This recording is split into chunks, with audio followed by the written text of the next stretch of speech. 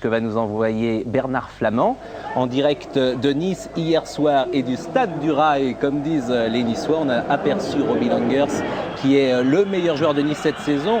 Le match ne démarre pas tout de suite puisque Joseph-Antoine Bell a reçu quelques projectiles sur le terrain lancés par le public niçois. Alors après 5 minutes de soigneur, eh bien Joseph-Antoine Bell retrouvera son poste. 6e minute de jeu, une erreur de jeu. Touvenel qui glisse directement sur Robbie Langers qui a plongé au premier poteau. Langers se débarrasse de Bell et 1-0. 17e but de la saison de Robbie Langers. Il a marqué 6 pénaltys, il a marqué 11 autres buts et surtout il a été absent de l'OGC Nice durant 6 mois, ce qui a fait que l'OGC Nice a piétiné durant tout ce temps-là et nul doute que si Langers avait été présent, eh bien Nice ne se battrait pas pour se sauver en seconde division. Langers partira pas. En fait, ça dépend du résultat de Nice à la fin de la saison. 2 actions bordelaises dangereuses simplement durant cette première mi-temps. La première après cette passe de Ferreri pour Pete Denboer, mais une sortie sans problème de Morisseau.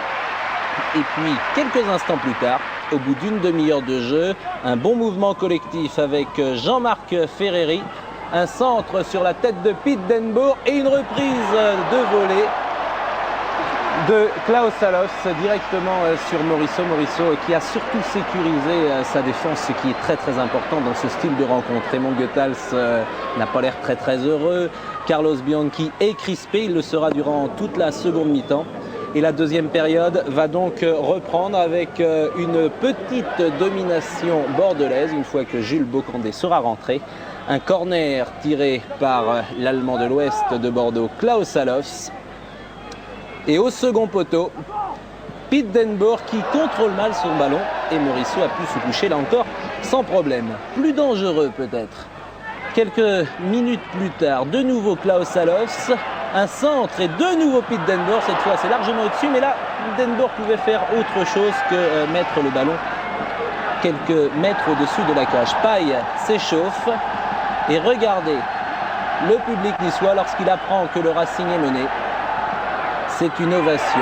À ce moment-là, Nice se déchaîne.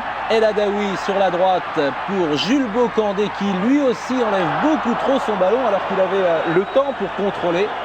Et pendant ce temps-là, alors ça c'est unique, Joseph-Antoine Bell très relax, très tranquille. Qu'est-ce qu'il fait? Il signe les autographes en plein match. Enfin les enfants, il va peut-être falloir que j'y retourne. Là, ouais, là je crois que ça va repartir.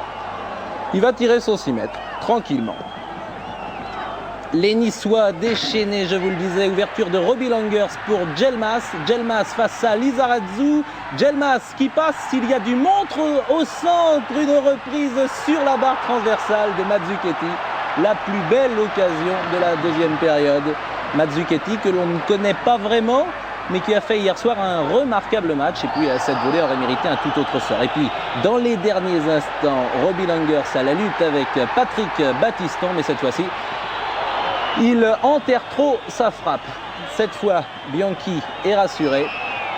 Le public du Stade du Rail se lève. Nice a gagné. Nice conserve l'espoir. Et nous allons entendre pour terminer 2 mots de Goethals. Le championnat est fini depuis un mois presque. Vous n'êtes pas, vous en êtes. Vous devez écrire quelque chose. Vous ne savez plus quoi écrire. Hein, c'est ça. Hein? Raymond Goethals, c'est parce qu'on vous aime. C'est parce qu'on vous aime.